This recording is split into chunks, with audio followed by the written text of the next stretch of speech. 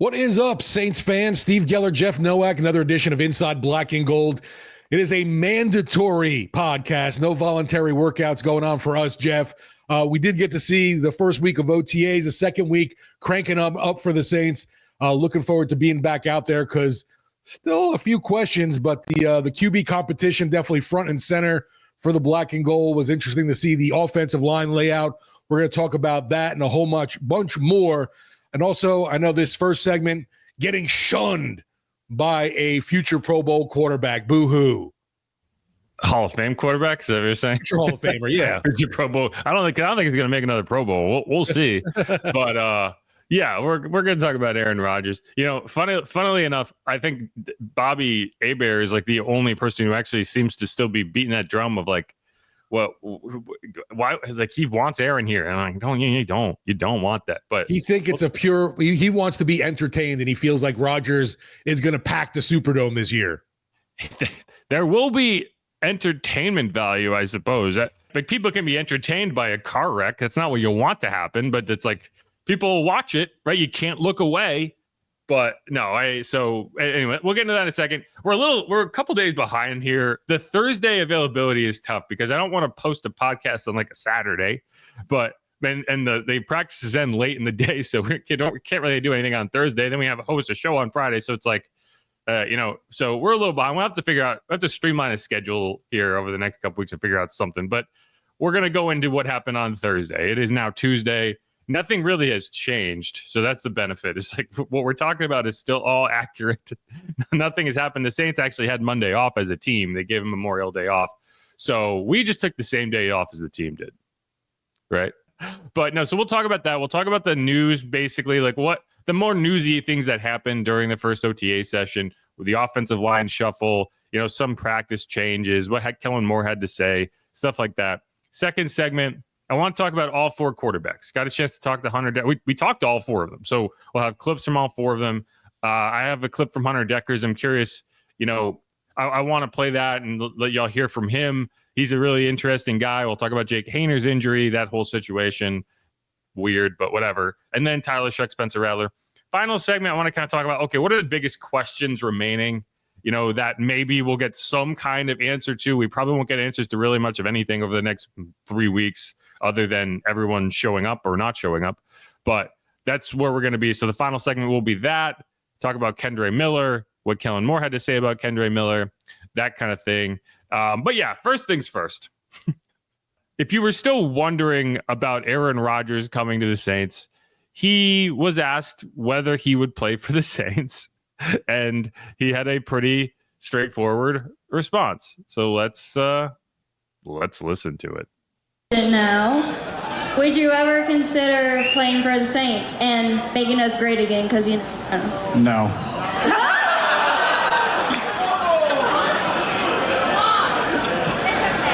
That's the answer. That's the answer. All right, next question. It's no. No, I've played there a couple times, but no. The answer is no. I'm too old. I don't want to live in Louisiana. Sorry. That's okay, Aaron. I don't think anyone in Louisiana actually wanted you. So, and making us great again. I was like, what? Yeah, there's some anytime you deal with Aaron Rodgers, there's going to be some weird political vaccine, anything, like it's always going to be related to that. Like it's that, and it's part of the reason. Like I was talking to someone yesterday about Aaron, and they were like, "Wow, when did Aaron get so weird?" And I was like, "I don't think that's what's happened. I think he was always this way." And up in Green Bay, it was like, you don't really, when you play for the Packers, you are a football player, and then that's about it. Like, how often do you hear about Packers players and what they're doing in their personal lives? Like, you don't. It wasn't until you went to New York and everyone became obsessed with him at every turn that it was like, oh, wow, he's got some really bad ideas. Like, he's a problematic individual. Oh, yeah. Anyway, like, he's always been like ostracized from his family, and everyone was like, I wonder why that is. His family must just be kind of crazy. And I think it might be the opposite.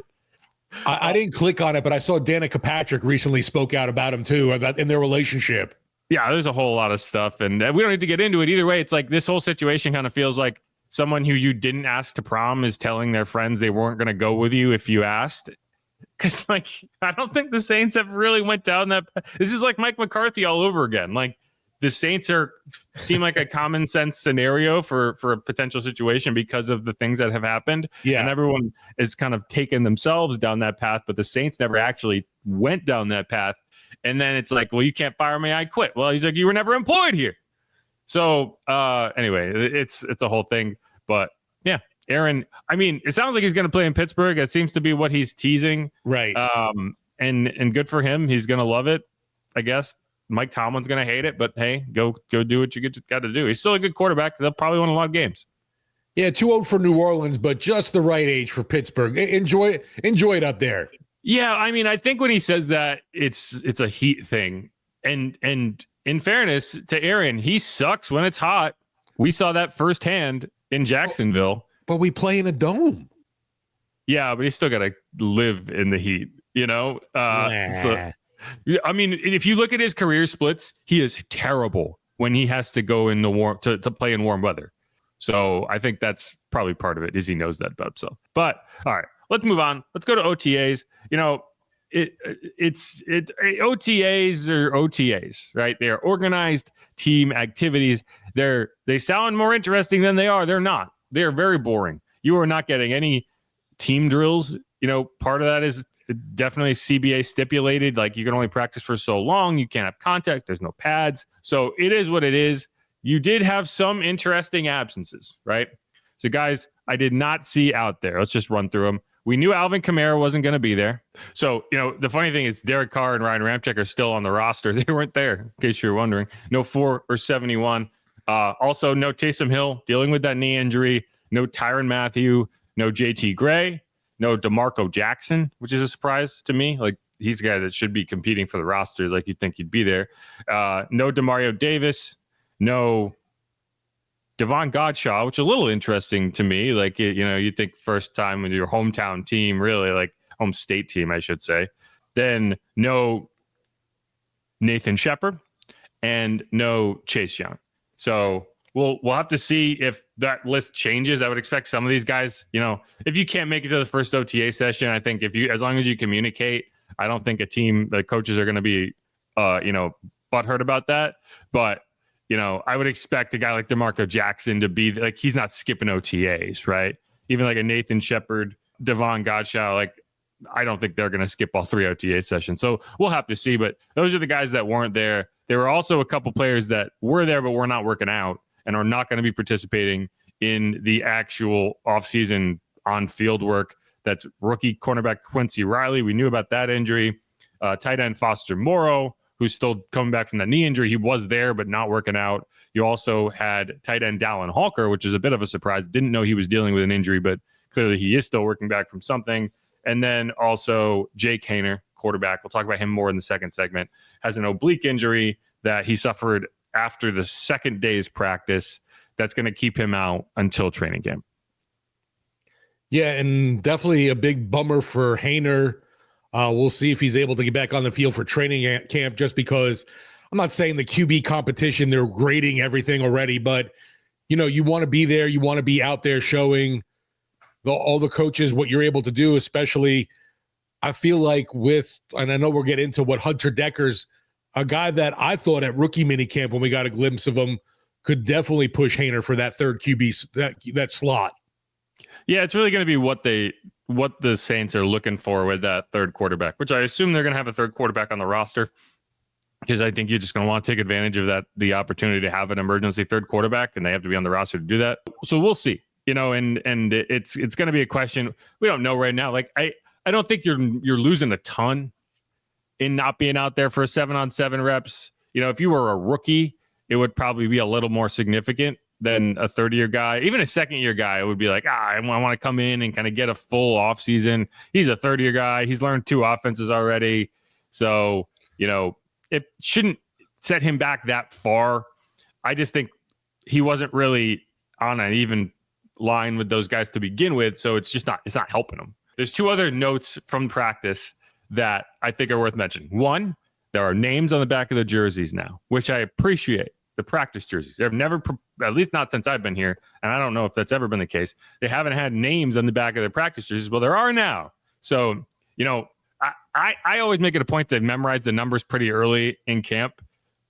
So like it's never been a huge issue for me, but I imagine as a fan going out there and like with a 90-man roster, like you'd be like, who the heck is number 76? Or, like there's so many numbers of folks that it's like, I don't even know who's 30, who's 42. Like, there's so many of them.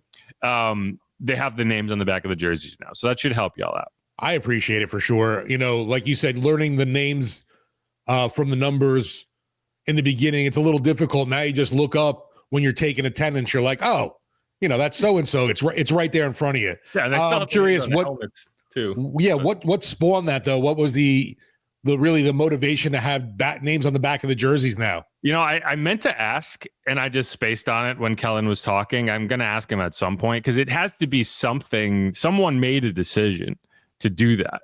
And I don't know if it was, maybe that's just what the Eagles did or, so it's really just you're ironing them on the back, right. So someone had to do some extra work, but either way, Sean used to not even let him have a fleur-de-lis on the helmet. That went away last year. So, hey, at least we're moving. You got to earn the fleur-de-lis, right? Yeah. It was also a very up-tempo practice. I'm interested in seeing how Ted Rath, the new performance director, his impact, Kellen did talk about him briefly after that practice. Like, I think a lot of the decision-making that goes into how they're going to operate practice inside versus outside, intensity, efficiency, that sort of thing is going to run through him. So I'm curious over the course of this whole offseason, how his impact changes just what we've seen in terms of, one thing that was interesting about this practice is when they were doing 9-on-7s, they actually had the first team and the second team going at the same time on opposite ends of the field. I think that might be just driven by, okay, we only have so much time allotted during the OTAs. We want to maximize it. But it'll be interesting to see if that is something that carries over. Like, are they going to do more simultaneous work so that there's more reps to be had rather than, okay, we're just having one set of reps and everyone else watching and then swapping out. So that'll just be something to keep in mind. The other part for me was seeing Trevor Penning finally playing the guard position, which everybody's been seemingly clamoring for. Yeah, it's funny because I've seen a lot of people say like, and we'll talk about the entire offensive line shuffle because there's more to it than that. But, I've seen a lot of people say like, wow, like finally the coaching staff figured out that Trevor Penning could play guard. And I don't think it's that. Like, I think, right, we still don't know. When we talk to coaches and we talk to Jeff Ireland, the question was always asked, like, do you think Penning can play guard? And the answer was always yes. Like, it wasn't a situation where they were like, we don't think he could even do it even if we tried. Right. I think with Trevor, the goal all along was how can we give him a chance to succeed? Correct. And I agree. To me, it was like, it's not that you couldn't have him play left tackle, you couldn't have him play right tackle, you couldn't have him play guard. It was whatever position you put him at, I want him to work exclusively at that position. So, like, if you were trying to bring Trevor Penning into the season as your right tackle, you weren't having him take time in practice going over to guard just in case. It was either he's your right tackle or he's your nothing, And that's how I think they're operating this year because you've set Kelvin Banks at left tackle, at least for now. This might change. You might see some shuffling. I don't expect to see a ton. You have Kelvin Banks at left tackle. You have Taliesin Fuaga at right tackle, and you have Trevor Penning at guard. You set it up that way because that's how you expect it to go, right? Like if you were saying, hey, if you went into this saying we're going to try Trevor at left guard, and if that doesn't work, we're going to move him to right tackle, then Kelvin Banks would be at right tackle right now. And these guys would be trading off reps at guard because you would want to have that flexibility. You're not moving Taliesin Fuaga to right tackle this early in camp unless your plan is for him to be your long-term right tackle and Kelvin Banks to be your long-term left tackle, which means that the only real position battle going on is Trevor Penning against himself to prove he can be a starting left guard in the NFL. And if he can't do that, then Dylan Radins is the next guy up. Yeah, for me too, though, Jeff, it's like we're going to see another OTA practice on Thursday. And I don't know. Things could look differently along the lineup. I don't know if that's going to be the case or not right now because we know that they're rotating those first team reps at QB. So we'll see if they end up rotating the O-line right now. Once again, prefacing with these voluntary workouts, shorts and helmets. There's no padding, no pads, no contact right now. Yeah, you might see that now. Yeah. Because you're not really doing anything. Right? So it's not like the reps are actually benefiting you from a muscle memory perspective. But I think once we get into camp, like this will be like the conversation next week might be, oh, you had this guy here. Like you start there because I think that's where you're going to end up. And we'll see how that goes over the next few weeks. We'll see if maybe someone's not there, right? Maybe Fuaga has to miss a session and somehow and you flip it all around. Like I don't know. But this is what Kellen Moore had to say when he was asked about Trevor potentially moving to guard. Trevor's done an excellent job.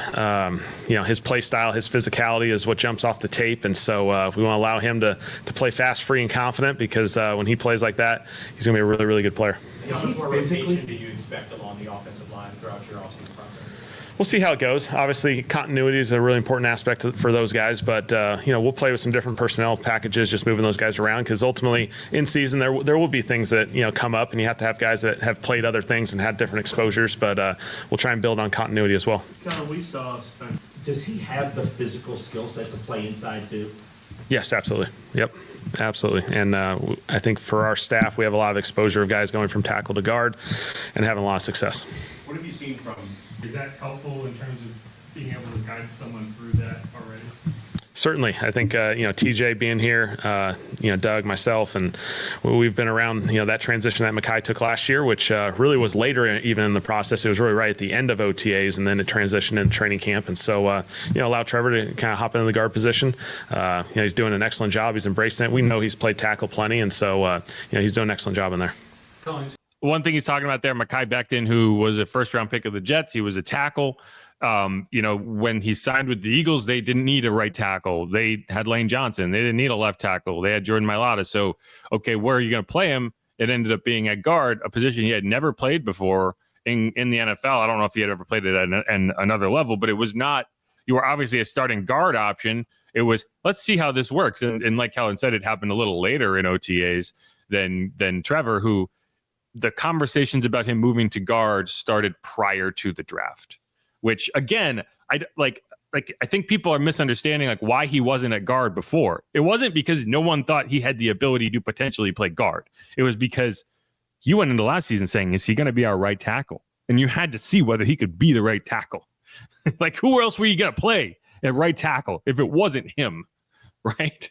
So you didn't really have the luxury of saying like, let's figure it out. And it was like, okay, emergency, can he play right tackle? So like you wouldn't have benefited from moving him into guard and saying, maybe he's a guard. Because then you still wouldn't have had a right tackle. You would have Landon Young out there or somebody like that. So, I think that's what it is right now. If you're going to move him to guard, he's a guard.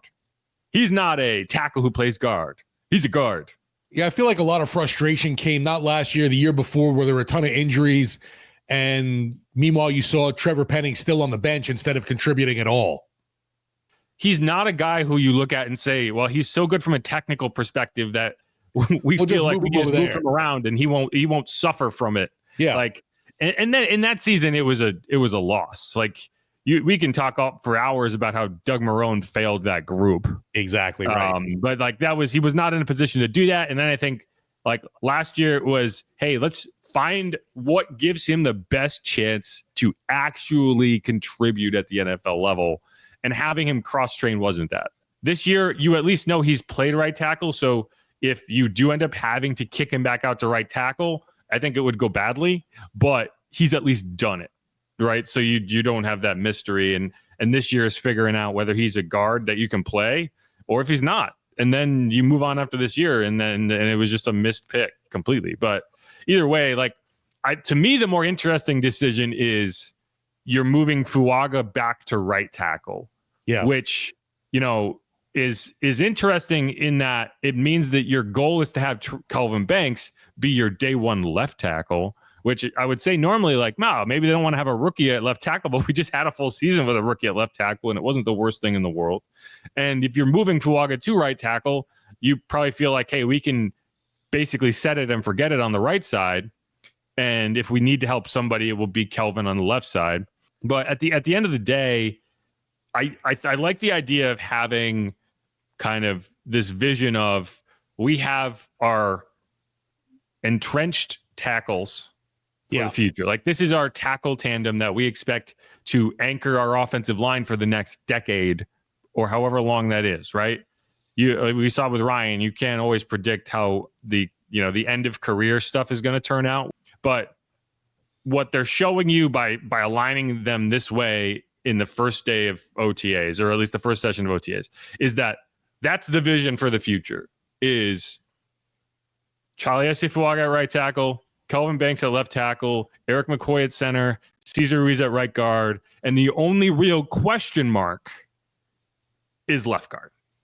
And if Trevor becomes the left guard, fantastic. You feel really good about that offensive line group. You have 4 first-round picks and a second-round pick. Trevor is a big mauling guy. Hopefully he can transition into that, and the size works and the athleticism works. He's not the build that you would typically go for, but the physicality and the athleticism certainly helps. And if not, you go into next year's draft and you go find a top-end guard prospect and you just move on. I like the idea of having a plan. Yeah. And not just saying, we'll see what happens. Yeah, for me too, there was talk about, possibly do they put Banks at guard? I didn't like that, considering how high you spent the draft pick on this guy. Would have rathered he stayed at the tackle position. So glad he's playing his natural spot. The only thing that's a little scary, you got a rookie at left tackle and a guy that's never played the position at left guard. So we'll see how that side of the ball shakes out now. That's the side of the line. Yeah, I imagine you're going to have to help to that side a lot more, but it's a situation that if I think the Saints are in a good position to take that risk, because, you would have never done that. My guess would be if you had Drew Brees, right? You would have never exposed your veteran 36-year-old quarterback to that situation, knowing that like a couple big hits could end his career. Whereas you have a couple of young quarterbacks, the season's probably not going to go great. Like you don't know at the very least. Like you'd love for it to go well, but that there is a lot of scenarios where it's a learning experience. Like there's going to be bumps in the road. So this is the year that if there's going to be a learning curve at left tackle for Kelvin, I'd like to get it out of the way. And I think at the end of the day, that's where it is. Like if there was a little less variation in like, hey, we feel like this is a 12-win team and we want to win the division and we want to go to the playoffs and maximize the Super Bowl window.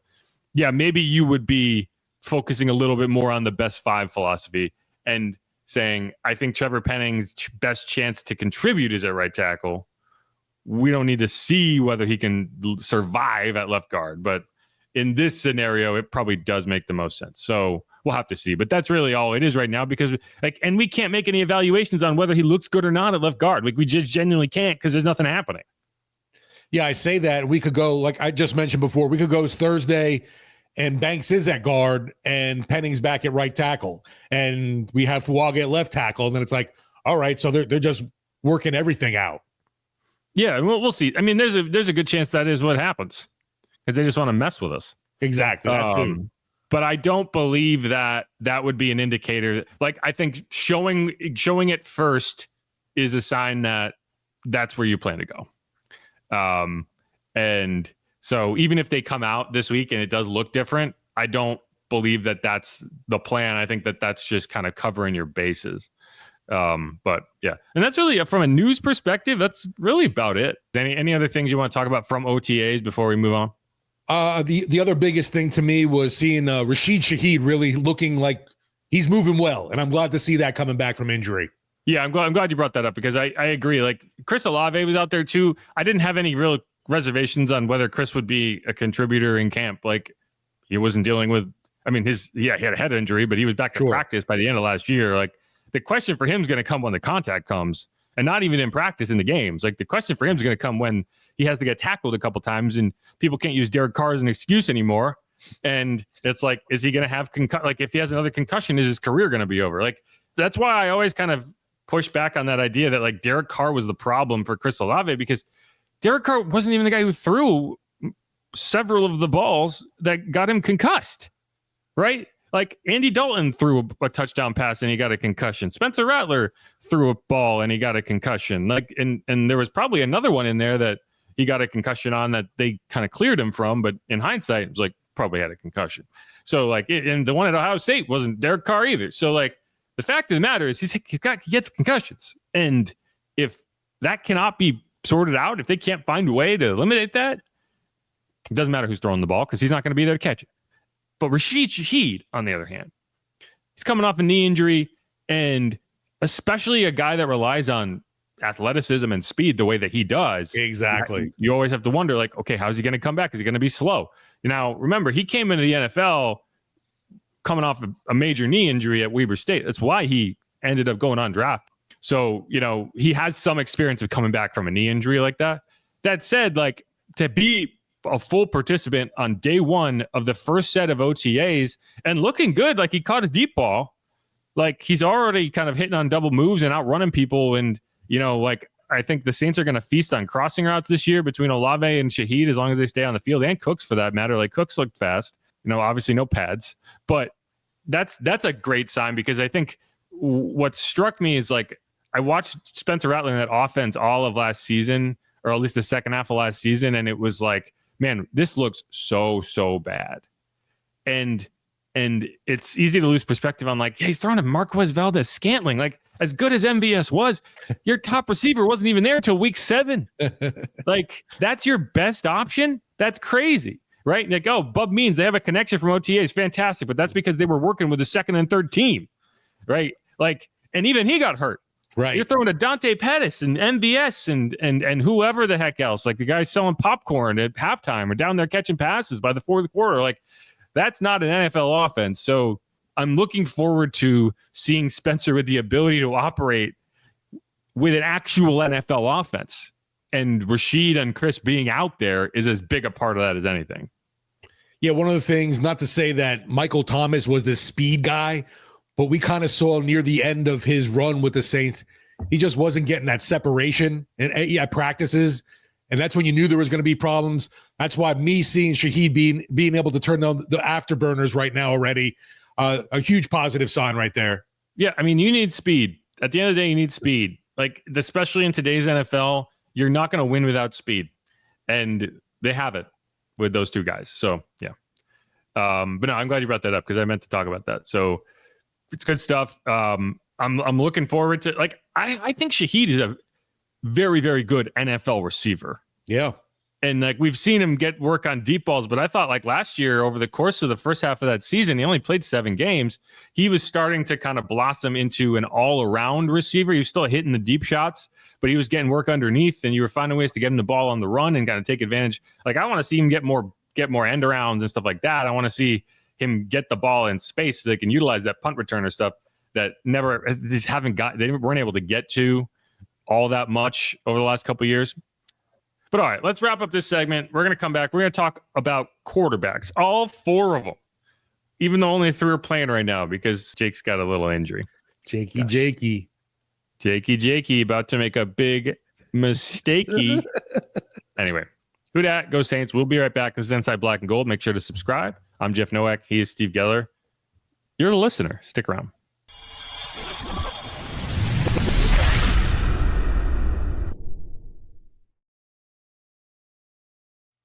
And we're back on Inside Black and Gold. Jeff Nowak, Steve Geller coming at you a few days behind the schedule.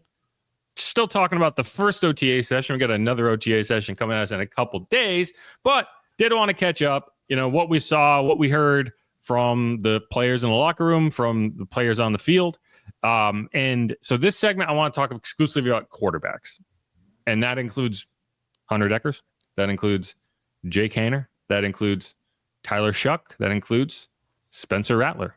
One thing I always get a kick out of is when we come home from these sessions and I see, like, all these breakdowns of, like, Spencer Rattler looks so confident out there. And it's from somebody who was not there. And I'm like, what are you basing this on? I know for a fact you didn't see any video, because they don't take video of the actual drills. And it's almost always a stat of 8 for 8. And that was it. Yes. It is off, like, these basic stats. And it's off of, like, B-roll of drills. We're talking about the team drills, which you can't take video of that. So you're not seeing the 8 for 8 on any of these highlight reels. anyway, it's a weird situation because, like, yes, I thought Spencer did look great, but it's got to come with a massive caveat of, like, they're not doing anything right now.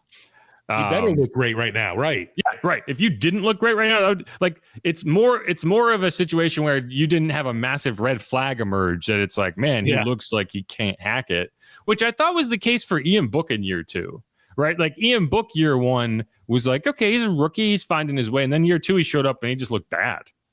So that's what you want to avoid happening. But first, I want to start with the guys who didn't take any reps in the OTA sessions, and that was Jake Kendre, dealing with an oblique injury, similar injury to what Derek Carr had in Week 5 against the Chiefs. Right? He actually talked to Derek about that injury because they're not the exact same injury, but he did deal with it. So some insight. It was funny because we asked him about Derek retiring, and he was like, well, he's not dead. Like, we can still talk to him. Like, it's not like it's not like when you retire from football, you dissolve from the planet. Like, he's still out there. So they could still chats with him from time to time. But so he's dealing with that. Now, Derek's injury took about 3 weeks to come back from. He came back in Week 9 against the Panthers. That was the last game of the 7-game losing streak. It was the game that they lost and that DA got fired immediately after. So, I mean, like, the timeline of it would lead you to believe that, like, he's not going to have his training camp impacted at all, but you're also not going to force anything at this point in the offseason. So if it is like a 3-week injury, you're not going to be like, oh, maybe I can get back for mini camp. Like, no, you're just going to cut it off and say, we'll see you in July. That said, it's not a helpful thing for a guy who I don't think was really in the quarterback competition. Like, Kellen's going to maintain that he is, but you're just going to get further and further from the picture that is one of these two guys in Spencer Rattler and Jake Kendre and Tyler Shough is the starting quarterback, and you're just kind of floating around in that room. Yeah, there's a ton of question. I mean, I get with all the quarterbacks, but Haener comes in with the not having the benefit of being selected by this coaching staff. We saw him very limited action last year when he got his shot and was kind of yanked really quickly. And then it was the Spencer show. You kind of wish that maybe Haener got a little more of that thrown into the deep end of the pool, and it just didn't happen for him. And what we did see at all, Jeff, though, was not impressive. There was really no positives to take away.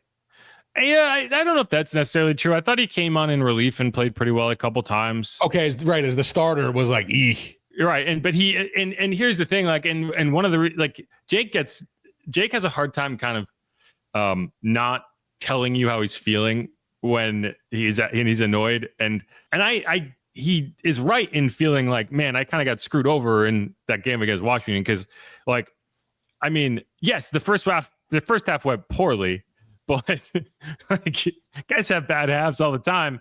He'd get yanked at halftime. Like, Spencer was allowed to play out several games where it was going real bad the whole way. And Jake didn't get in until like the fourth quarter when it was already out of reach. So I understand why he was a little annoyed at that point, because it's like, man, you finally gave me a chance, and then you're not even giving me a chance to like bounce back from a rough half, and that's where we'll never know if he would have come back in that second half and played better, because Spencer came out and played well.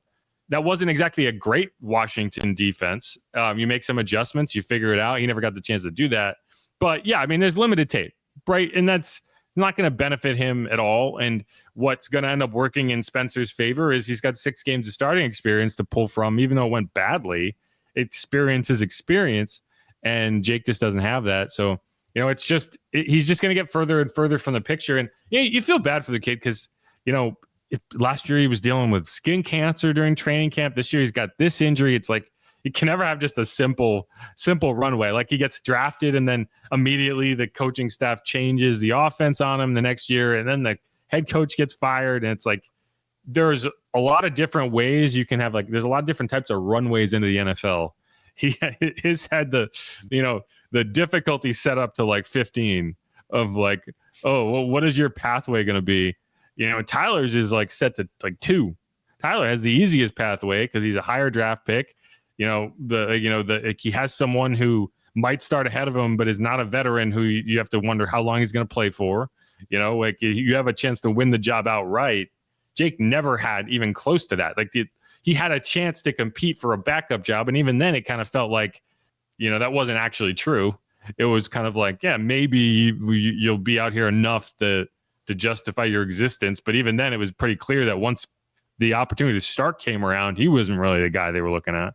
So, yeah, what I feel like Shough has the advantage with going into this year with the QBs is kind of what Spencer had last year. Cause I don't know. I looked at him as more of a Clint Kubiak guy instead of the previous regime with Hainer. So in that aspect, Rattler got more of the benefit of the doubt, if you would say.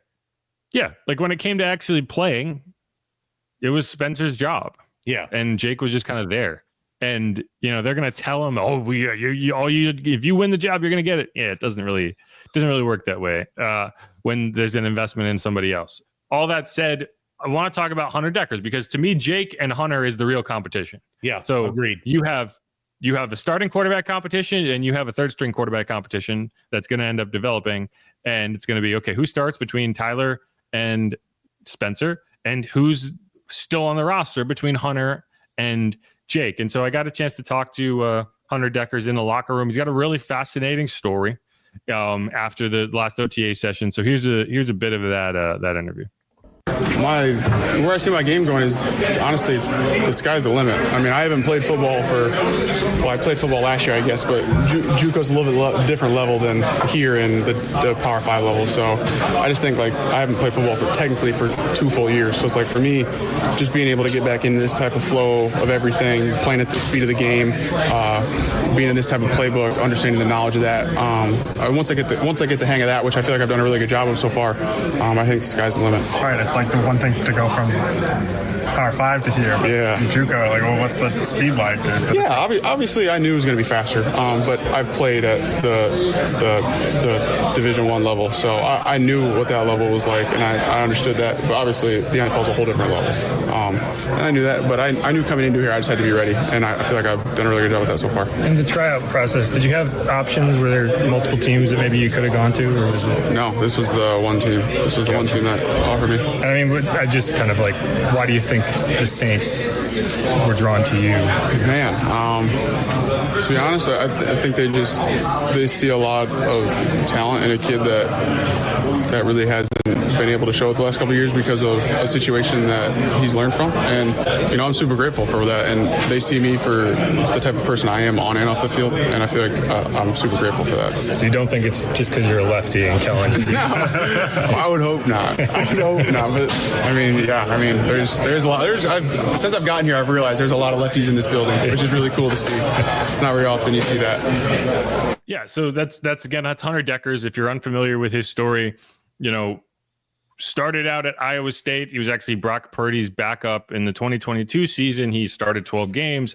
He had a kind of betting account that over 5 years had $2,000 total wagered.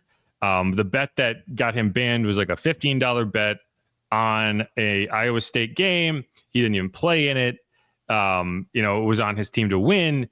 I just think he didn't understand the consequences that could potentially happen at that point, which is what he said. And, he was actually surprised that he got banned because it was zero tolerance policy didn't mess around.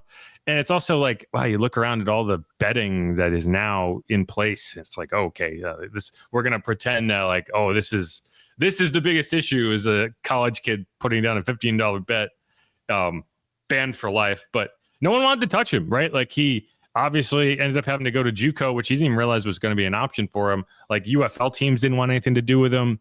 So, the Saints throughout this process, they put a lot of effort, a lot of scouting into Hunter. And at the end of the day, they were okay, we'll bring him in and we'll see how that goes. I don't think there's a lot of understanding of what he can do at the NFL level because he just hasn't played against top end competition. He played well at JUCO at Iowa Western, the king of directional schools, I think is what Bobby put it. How is gambling looked at more severe than I feel like domestic violence? Yeah, well, that's the thing, and it's right. The consequences for and it's very hypocritical in the way that it's enforced. But Joe Mixon was a first round pick, a second round pick, and he had plenty of problems during that back at Oklahoma. But he video got evidence drafted. of it, yeah.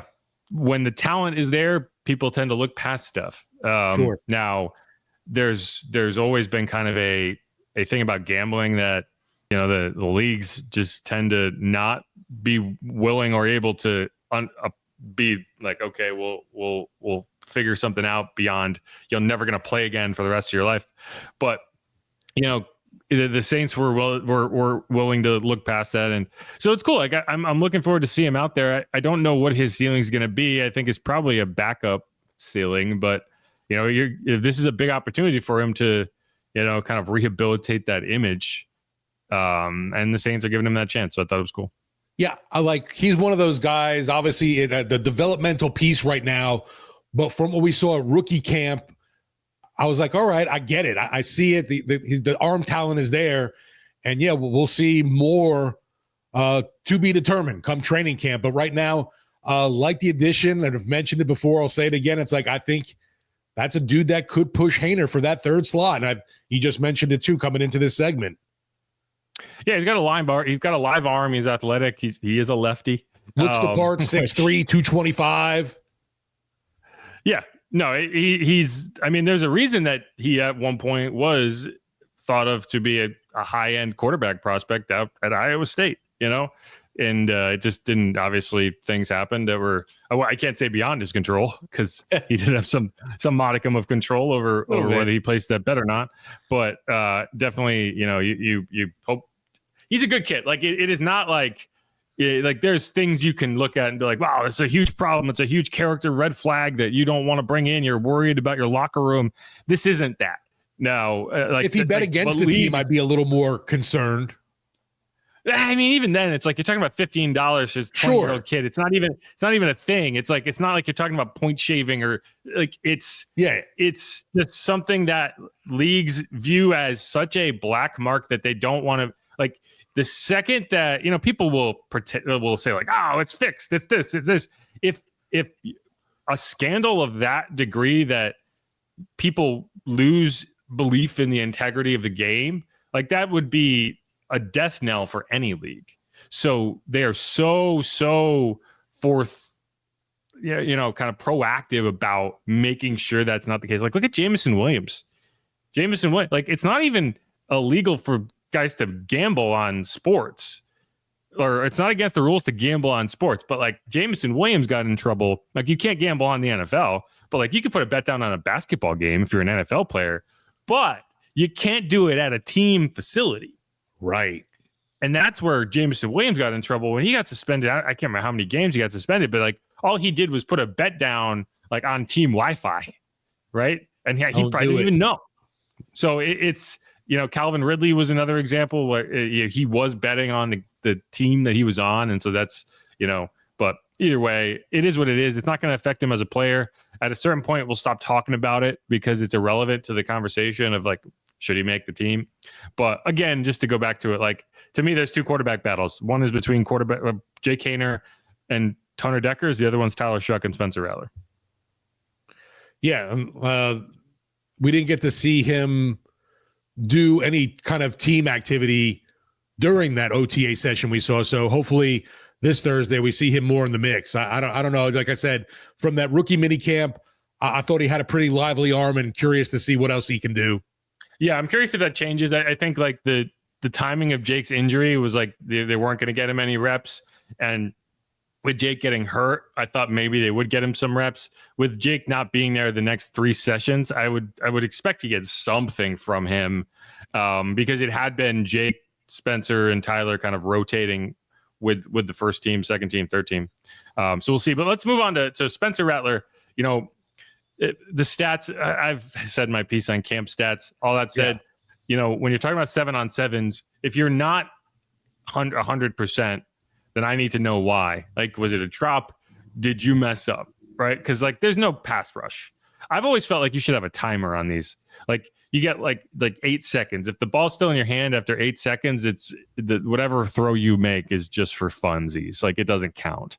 Because like there was one play for Tyler that, you know, he worked all the way back to his backside read, which fantastic. When there's no one trying to take your head off, you can do that. Like, you're not really getting that amount of time in a game. There was a couple reps like that he went 7 for 8, but they were not, it was like a late check down over the middle. It was, Kevin Austin's standing there waiting. It just, the timing wasn't there.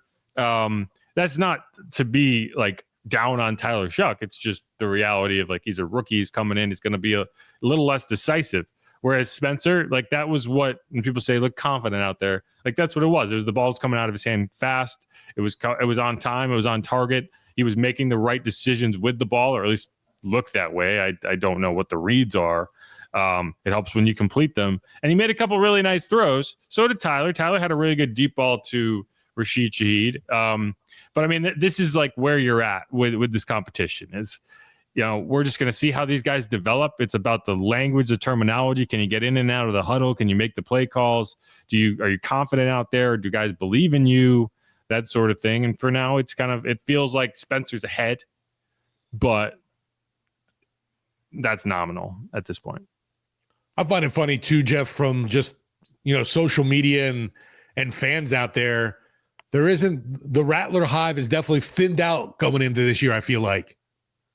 I mean, the Rattler hive was always a good percentage of people that just hated Derek Carr and were going to root for literally anyone who was a Derek Carr, right? Like at the end, and that's not to say there weren't any Rattler fans, but like a big part of it was I want anybody else but Derek, right? So now it's like people making the decision of whether they actually like Spencer Rattler or not. And I mean, I think there are still a good number of Rattler fans. He's still an exciting young quarterback. He's got all the arm talent in the world. He had one play where he took Juwan Johnson off his feet with was like a 95-mile-an-hour fastball. It felt like he would just rifle it. It kind of felt like he just wanted to see how hard he could throw it, which I do think is a problem for Spencer. Like, I think when I have criticism of Spencer, it is, okay, sometimes you need to understand the touch you have to put on the ball. It can't always be a 90-mile-an-hour fastball. I know, I get it. You got that in your arsenal, but sometimes you just need to get the ball there where the guy can catch it, especially if you're throwing to a running back. Like the number of times I saw running backs go put their hands over their head and have a ball fly through their hands was like, that's a little too often. Like, I need you to understand, like, you're throwing to Kendre Miller, you got to give him a more catchable ball, stuff like that. So that's the type of stuff year 2 that I'll be looking for Spencer, that I was willing to look past in year 1. Right. Whereas like now, those are the type of kind of nuanced, clinical, kind of very specific things that you have needed to have identified this offseason and worked on and come in looking a little like you understand that a little bit more. A little more polished. Yeah, more polished. It's a good way to put it. But this is what Kellen Moore had to say when he talked about Spencer Rattler and like where he is and the plans for him. Spencer's done an excellent job. I think this time of year, always the process and the command is a really important aspect of this thing.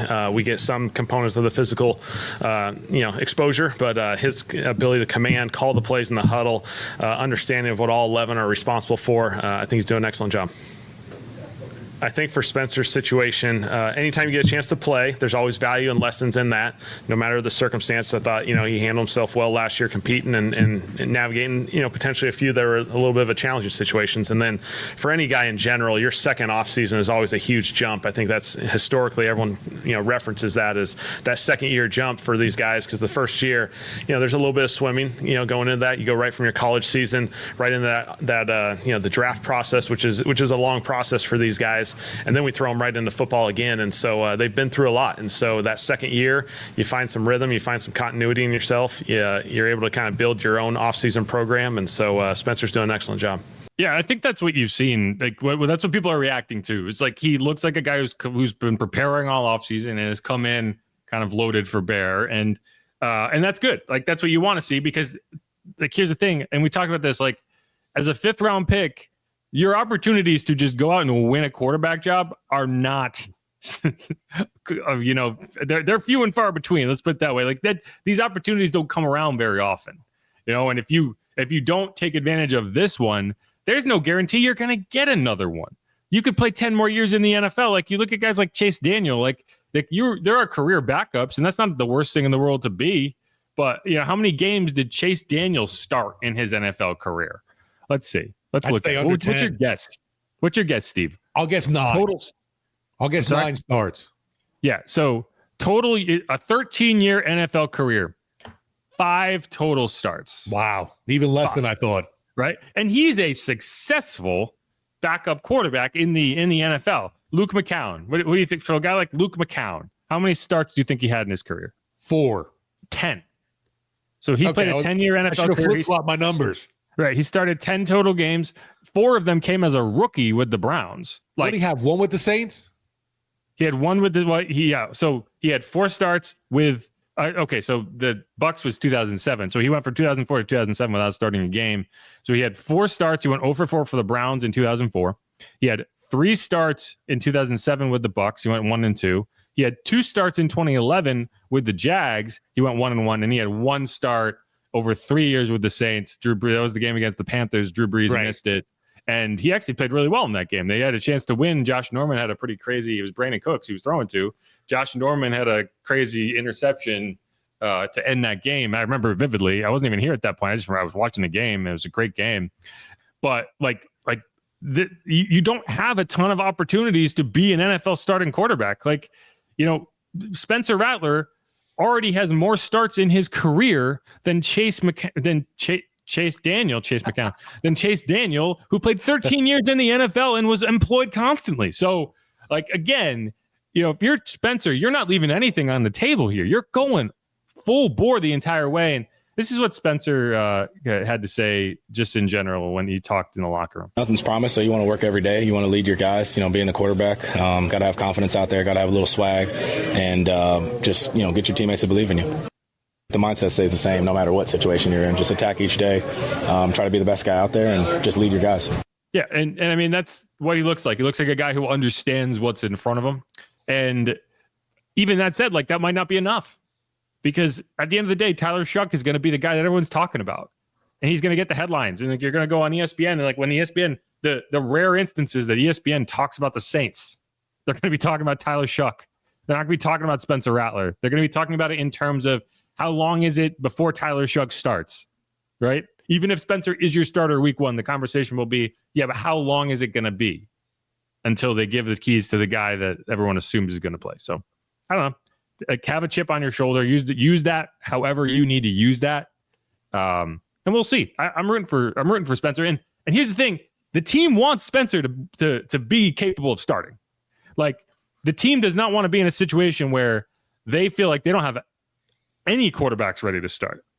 They would much rather have a situation where Spencer plays so well that they have to start Tyler on the bench. The good news is I feel like for Spencer, he has that. The way he carries himself, the personality, it's like, go ahead. Everyone can doubt me. I'm going to show you what I can do. Yeah. No, he's got the right mindset. He's got the right approach. We'll just see. And it's going to, we went through the schedule predictions. I already on record saying, I think Spencer's going to win that job. I think Spencer's going to be a week 1 starter, and it's going to come down to the success or failure on the field. And unfortunately for Spencer, it's not going to be a situation that's set up for success. So, I mean, the most likely scenario and probably the best case scenario for the Saints is you end up with Spencer as your week 1 starter. He's got whatever runway is in front of him. If he does not get in the air by the end of that, then you make that change. And doing it that way will give some valuable time for a Tyler Shough to learn, maybe get in some games as a backup. And then you turn to him at whatever point in the season. I think week 12 against the Falcons after the bye would make a ton of sense.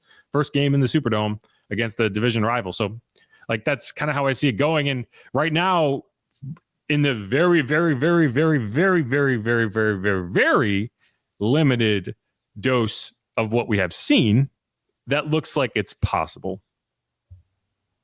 The thing with Spencer, he's got that year under his belt where you expect the rookie, even though he's a 2nd-round pick, to kind of have a lot of more of that uncertainty about his game and, the adjusting to the speed of the NFL we hear so much about. Yeah, this is Brandon Cooks talking about the QB competition. Let's see what he has to say. They're playing with a lot of confidence, both of those guys, and you can see the competition going on. They can definitely sling it. So, I look forward to continue to see that grow. They can definitely sling it. They can, both of them. You would hope so, right? Yeah. You would certainly hope so. This is Shough talking about it as well. It's all been really friendly and having fun. We're out there competing in every little thing. Indy, net drills, footwork, all that stuff. That's the fun part about this job, man. We're going out there, we're trying to get better.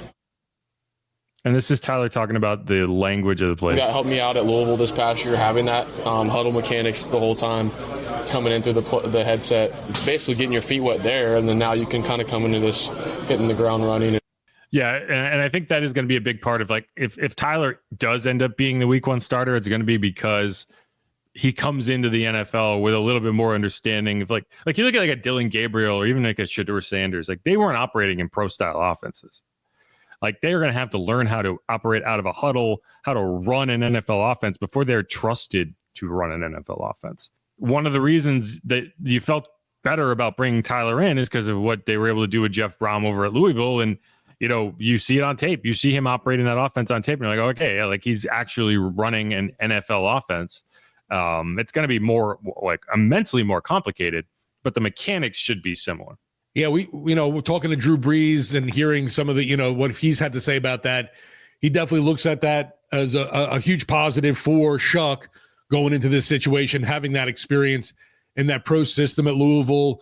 And, oh my goodness, he's that older rookie going into this year. Yes. He's ancient. He's basically the crypt keeper. But I look forward to when people stop talking about that. All right. Anything else on the quarterbacks before we move forward?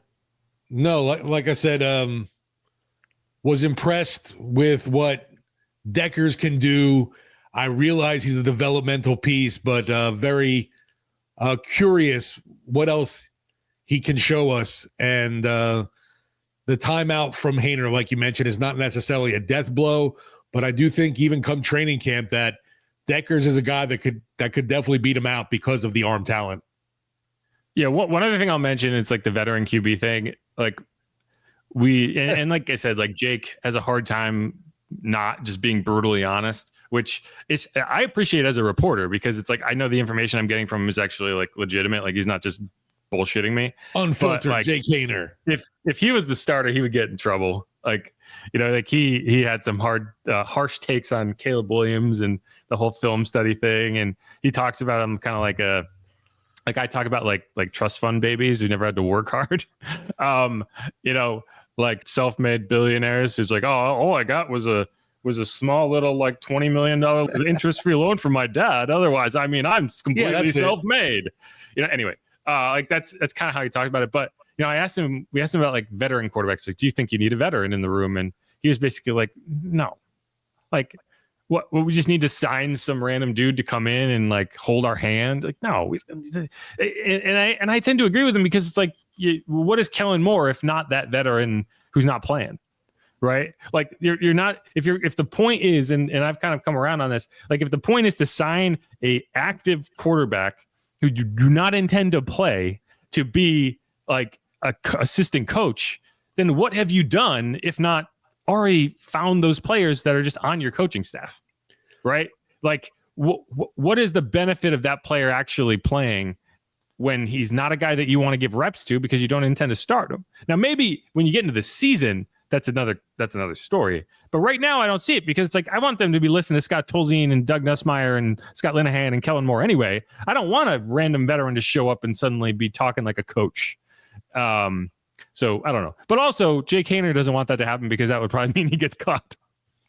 Yeah. The one thing, we've heard it a ton from the coaching staff to, like you mentioned with Haener saying they don't feel like they need that veteran presence. We'll see kind of later on. But when you hear from some former QBs, a la Drew Brees, Bobby Hebert, they do feel like that is a benefit to the room.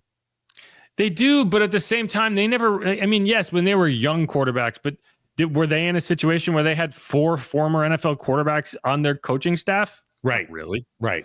And I get it. Like, I understand why you would think that way, but if he's not going to be your backup, I don't get it. If you feel like you need to go out and find a veteran quarterback so they can be your backup, then that's one thing. If it's just to have a dude in the room, then what is Kellen Moore? Right. So I don't know. Like, if Drew Brees came up with Sean Payton, I don't feel like he would feel the same about needing Joe or who was it? Doug Flutie. Doug Flutie, right? Like if you have the quarterback on the coaching staff, I feel like you would feel a lot more comfortable not having a Doug Flutie. But Shough was a quarterback, though. That's what I'm saying. That's my point. But Sean didn't play in the NFL, did he? I think he was a scab. Right, exactly. Right. Yeah. So it's a little different than having a guy who literally played like, and here's the thing, like former quarterbacks, whatever, like Kellen Moore not only was an NFL quarterback, he was that veteran backup. Like that was literally his role. He was never a starter. He was always the guy who showed up and was kind of that older veteran player.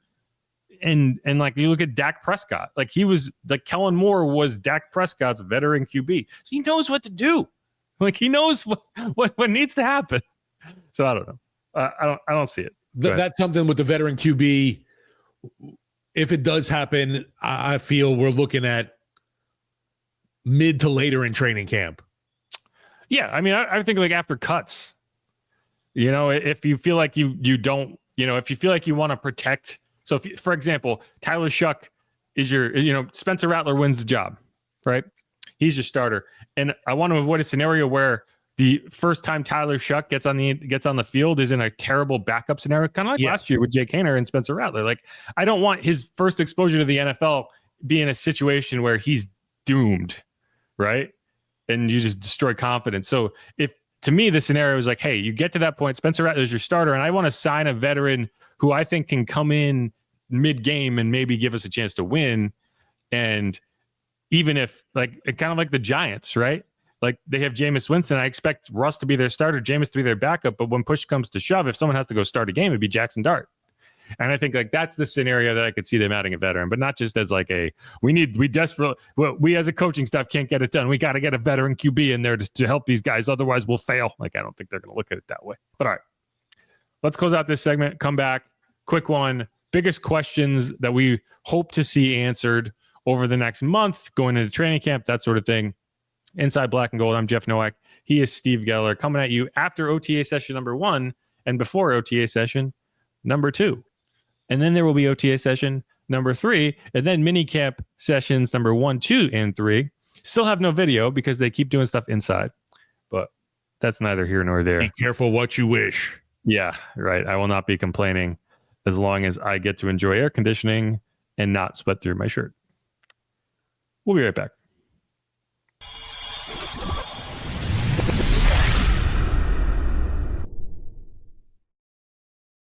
And we're back on Inside Black and Gold. Jeff Nowak, Steve Geller. One more segment here. And the plan is questions. What questions do you have that you think you may get an answer to throughout the course of camp, or at least throughout the course of OTA's minicamp? And so I'll start with what I see to be the most obvious one, which is, where is Kendre Miller landing in kind of the pecking order of the running backs? And I say that with a caveat of, you're not hitting, you're not in pads, you're only doing like 9-on-7s in a walkthrough. So you won't really get a true answer to that. But we will see who lines up with the 1s, who lines up with the 2s. How do you slot that out? Because to me, it's like, I need to know who my backup running back is. Like, whether it's Devin Neal, whether it's Marcus Yarns, whether it's Clyde Edwards-Helaire, like, how beholden is this coaching staff to giving Kendre Miller a chance? Because I see him as the second most talented running back in that room. And the coaching staff is going to have to decide whether they believe in him or not. Yeah, and there's been a ton of questions about Kendre, and I don't think it's talent that we're questioning. Everybody's just kind of aggravated with the fact the guy hasn't been able to stay on the field, unfortunately. Yeah, and I will say, and maybe it's an optical illusion. He changed to 5, and maybe he just looks a little slimmer because it's a low number, and right, it's a wide receiver number. Typically, it's not a number you typically see a running back in, and no pads, no helmet. So I don't know, but I thought he looked a little slimmer, and he probably should, because one of the issues last year is like he hurt his hamstring right at the beginning of training camp. So even like the fitness part of camp, he couldn't get done. Comes back. Obviously he's got some level of conditioning, but it's like you get in shape through playing to some extent. He just wasn't playing. And and then he got hurt again, then he got the concussion. And so like he probably wasn't at the weight throughout the course of the season that he wanted to play at. And I think last year, one of the reasons he hurt his hamstring is he was cutting weight prior to camp. And I don't know if he ever, I don't know if he hydrated as well as he probably should have, right? Like he had a procedure on his ankle prior to camp. So, he was kind of behind the 8 ball. He's probably rushing some things and he didn't show up ready. And so that's my big hope for him, is that he can just show up ready. And because like I think if he gets a full camp and he has that runway, like even year one, he didn't get a full camp. He was dealing with coming back from that knee injury, right? So it's just been like this weird stop and start from day one, because he was remarkably healthy at TCU.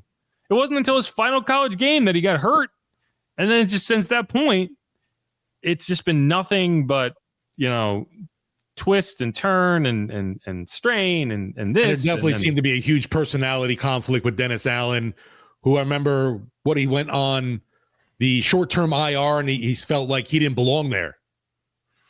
Yeah, and DA never exactly pulled punches when it came to Kendre.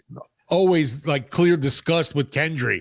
Yeah, it was never even veiled. It was just like, I don't like that guy. But this is what, so that's why I asked Kellen about kind of that concept of like, do you have to be aware of it? I feel like as a coach, you have to be aware of what went on, but like, how do you address that with the player? And so this is what Kellen had to say on that. Clearly, Kendre Miller, someone who may have had some difficulties in the past with former coaching staff. How do you make it a point to like focus on kind of this is a blank slate, this is a new situation, you don't have to worry about things that have happened in the past? Yeah. The first day was blank slate. So whatever's happened in the past, we acknowledge, but it has no bearing on what happens in the future. I mean, is that a conversation you have with him, or is it just kind of? Yeah. I think individually and collectively as a team that, Yeah, didn't have a ton to say. It's clear to me that like Kellen doesn't want to have to try to answer for stuff that happened under DA's watch, and correct, like you shouldn't. That said, it has to be an understood thing, like within the performance staff, within the running back room, like this just hasn't gone well. So how can we fix this? Like you can't, like you can say blank slate, you can wipe the slate clean, but at a certain point you got to start writing stuff on the slate again.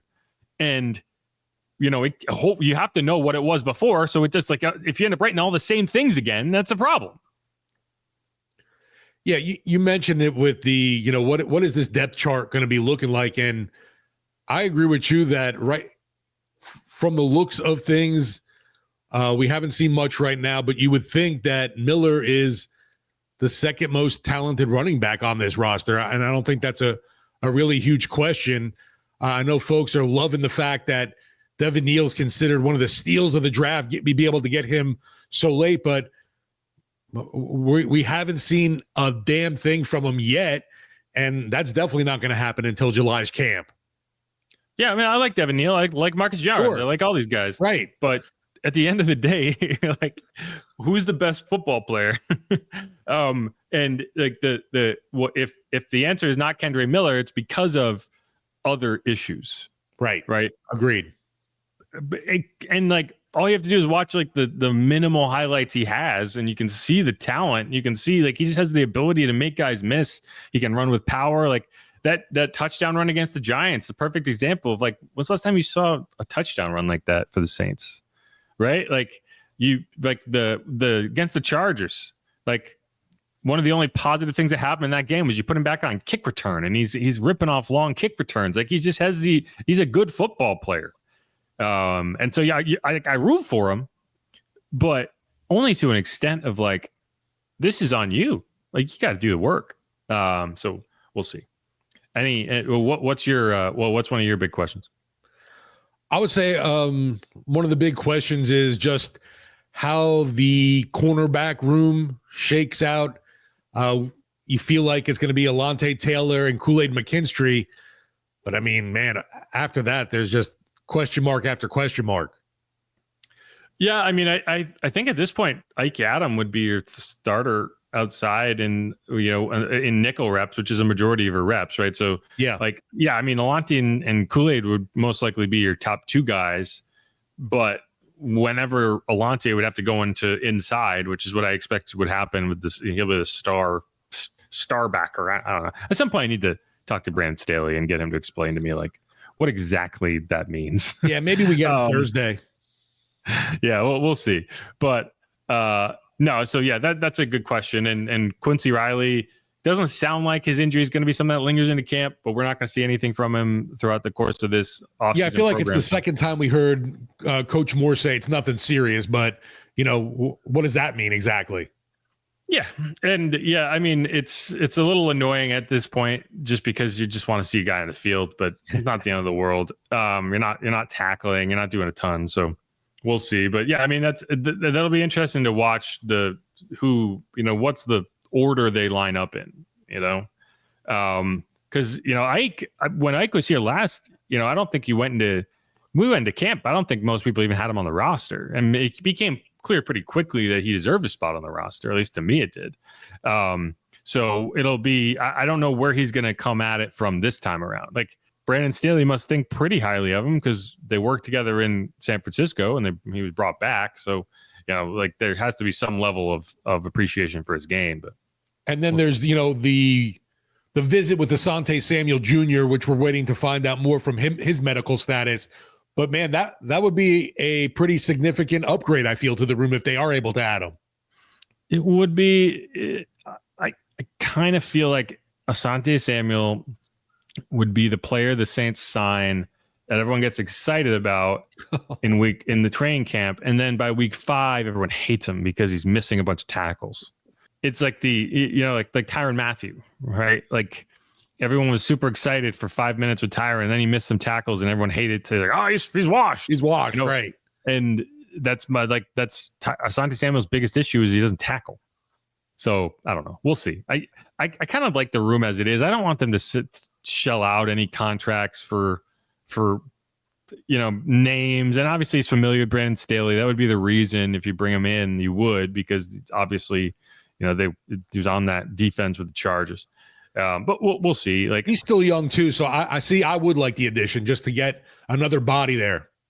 Yeah, but again, it's like, what about him other than the fact that his name is actually selling you on him? And I think that's what this is the time of year where like last year was Justin Simmons. Like everyone wanted Justin Simmons, because everyone knew the name Justin Simmons. Then he went to the Falcons, and everyone's like, Justin isn't that good anyway, and he played badly. He wasn't good for them. But if the Saints had signed him, everyone would have been like, "Oh my gosh, what a say what you brilliant move." Yeah, brilliant. Look at that. But then he signed with the Falcons, and they're like, he's trash. So just think of a guy that's got some experience, been with Staley, and is good at getting turnovers. So I'd be interested. Say the same things about Ike Adam. But no, I understand. I do understand why. People would be excited about Asante Samuel coming in. He reminds me of like Jackrabbit, Janoris Jenkins, yeah. Similar situation. Janoris was a little older at that point, but I like Jackrabbit. He also he got cut from the Giants. Like the reason he got cut from the Giants is still wild to this day. And I don't even need to go into it. Go look it up. And he wasn't an issue. It wasn't a locker room issue. He just said the wrong thing at the wrong time. The Giants were like, bye. All right. So a couple other things, and one of the guys I want to talk to this week is the Edges coach, Jay Rodgers, who I should be able to talk to him on Thursday. We'll see. But I'm just fascinated as who ends up being your kind of true outside linebackers, which, and by that, I mean, who's lining up on the weak side and asked to drop into coverage a lot. Because what I think people misunderstand when it comes to a 3-4 defense is there's a strong side outside linebacker, which is really just a defensive end. Like you're asking him to play the run a lot, and then there's a weak side outside linebacker who is more like, and is what you would think of when you're saying what's the difference between a 3-4 and a 4-3? It's that guy has to go and drop into coverage a lot. And one of the interesting things with the 7-on-7s is in the past, we would see no defensive linemen in these 7-on-7s because they don't have a role there. On Thursday, and what I'm sure we'll continue to see is you do have a outside linebacker out there, and it's going to be a defensive end. So a guy like Isaiah Foskey is out there. A guy like Cam Jordan is out there, an outside cam backer. And so are those actually guys that you're going to ask to do that? Or is that just a numbers thing at this point? Because, Chase Young isn't there. It's just interesting to me how you're going to split that up and who can do what. Like I tweeted that Cam Jordan is out there at outside linebacker and running around and covering and kind of learning how to do that. And people are like, blah, blah, blah, blah. I don't know. I kind of feel like that might be more suited to his skill set right now than what they've been asking him to do. And it could be a way to get him on the field. Same thing with Isaiah Foskey. And so I'm just kind of fascinated at how that works. They have 17 defensive linemen. They have 9 edge players. So who is it they're asking to do that? I don't know. Like last year, Cam Jordan came into camp and said he was like the lightest he had ever been. And he was trying to be more of a speed outside player. And then they immediately were like, actually, we want you to play a little defensive tackle. I was like, well, shit. And he had to gain all that weight back. So I don't know. Like I don't know what your expectations are for Cam this season. He took a pay cut. His role is going to be kind of amorphous. So I don't know. Let's see what he's got out there. But that's kind of my question is who is actually going to be like, what's the depth chart at outside linebacker, particularly on the weak side? Yeah, I don't know. Do you have like a Granderson or a Chase Young? Right, exactly. So we'll see. And Chase Young wasn't there for the first session. I don't know if he's going to show up for the next one, but we'll be able to get a decent look at it because, again, like I said, they're only going to be in 7-on-7s, but your weak side outside linebacker is actually out there for that. So we'll have an idea of who they're trying to get reps there. For sure. I have one more question. Do you have any more? Other than the O-line situation, we talked about that though. Yeah. Now, this actually does not fall into the category that I described, which is like stuff we might find out by the end of OTAs, but because you can't actually work on it, or at least not really. But the question I have is, will the Saints run the tush push?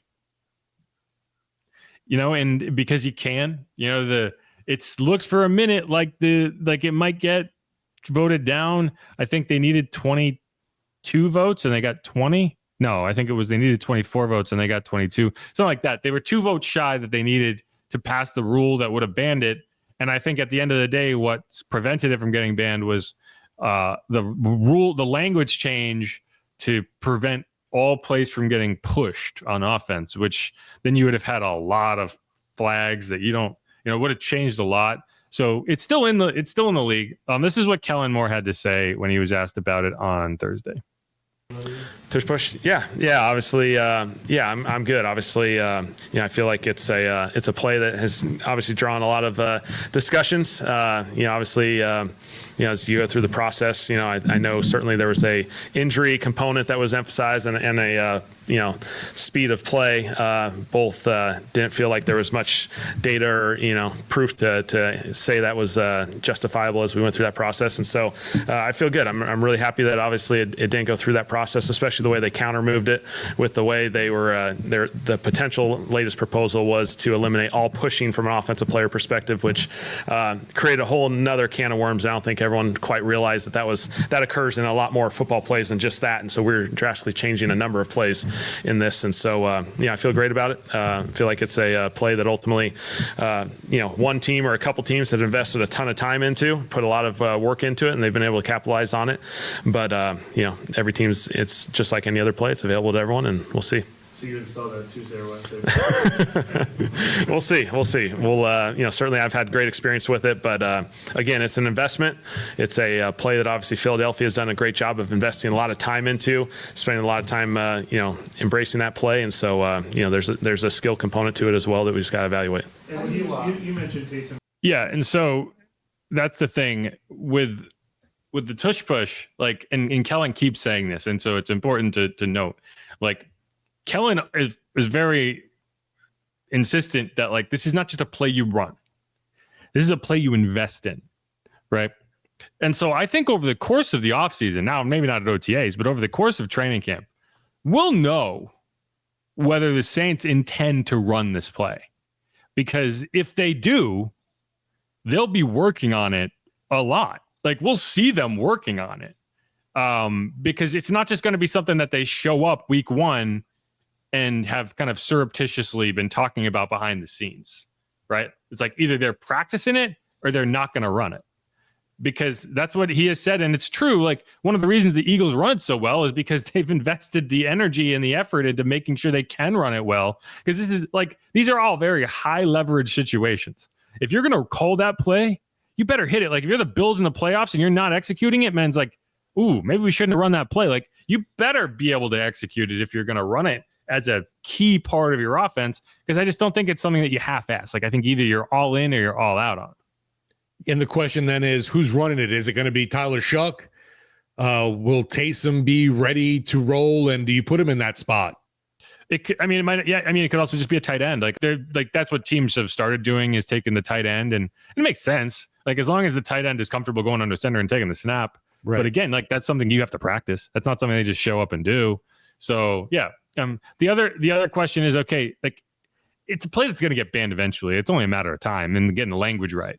So how much investment is a team going to make knowing that this might be a 1-year thing, this might be a 2-year thing? I don't know. But I mean, if they do, if you can get good at it, you see that it's pretty annoying to other teams how gaining that yard and a half, whatever you need, it's close to being a gimme. It's not always going to work out in your favor, but a large amount of the time it does. What's going to annoy the heck out of teams is when this does get banned and the Eagles just start running straight up quarterback sneaks. It still happens just as effectively. Because like there's the thing, like it's not that it's a play that only they can run. It's just they're good at it. And they would be, I mean, they might not be just as good at running that straight up quarterback sneak, but they would still be pretty good. Like you don't stop, like quarterback sneaks are almost never stopped as long as, you know, you're close enough, right? And having Jalen Hurts, that dude's built just a little bit differently. I think the biggest difference is the Eagles' range of what qualifies as close enough to run that play is like 2 yards. Most teams are like, oh, it's 6 inches. Okay, we can get this. But like the Eagles, it kind of feels like, and this would be a good way to get it banned instantly, would be like if they ran that play 4 times all the way down the field. Yeah. How many times would they punt? Or how many times would they give the ball up on downs? Because you're never going backwards. So would they average 3 yards with that play? I hope Petty Sirianni does it often against the Packers, honestly. I would be fascinated to see just one time. Just we're only running this play. Let's see how far down the field we can get. Because if they scored a touchdown, that play would be banned by the next week. Because that's the issue. And like I've said this before, and you know, I don't need to go through my rant again, but like the play's not going to be banned because it's a health risk. The play's not going to be banned because it's a competitive thing. It's going to be banned because it's boring. And the NFL does not want half the league running this play every time you get into short yardage. So it's going to happen. And the way they'll sell it ultimately is by going, like, for example, in that Washington playoff game where it was like the Commanders were going to do everything it took to try to stop this play. And so you're going to get into a scenario where players are trying increasingly desperate things and putting themselves in increasingly more dangerous situations to try to stop this play, right? Because there's no injury data really to look at. But when players start doing things that get themselves hurt, then that's going to be the conversation of like, we can't just, it's just not working. So like, I can't remember who it was that kept jumping over the line. Louvu. Yeah, Frankie Louvu, right? Like if that happens, like if that continues to happen and it becomes this point where the refs have to like start awarding touchdowns to the other team, like they threatened to do in that game, then the injuries aren't going to, like, then it's going to be a pace of play issue. It's going to, and that's something Kellen did mention, pace of play, which, like, yeah, if what happens constantly is what the Commanders did, then they'll find a way to get rid of it. I could do the flip side of that. I feel like when you say, you know, it's boring, you know, you see the Eagles lining up for it, and it's like, if you're the other team's fan base, it's like, crap, here comes the tush push. Can we stop it? And you're kind of like on pins and needles wondering, all right, can we be that team to stuff it? I've never felt that way. That is a very much an Eagles take. Of like other teams should be excited to go against this play. Yeah, testing your might. No, get the fuck out of here. That's trash take. We'll see what happens. Like you said, in the future, there were 2 votes shy, I think, this time around, right? Yeah, they need to make it a formation issue. Like the language needs to be more specific, because as long as you're going to make every push in the back illegal, I don't think it's going to get rid of it. It's just not it's not something that the NFL is going to want. Teams are going to want litigated. Like, we don't need more stupid penalties that negate a good play, which, like that Kendre Miller touchdown we were talking about, that wouldn't have counted. There you go. Like, that's not what you're trying to get rid of. That's a fun play. But all right, let's wrap up this podcast. So we went through a lot. Thanks everyone for hanging out. I'm Jeff Nowak. He is Steve Geller. We will have OTAs again on Thursday, session number 2.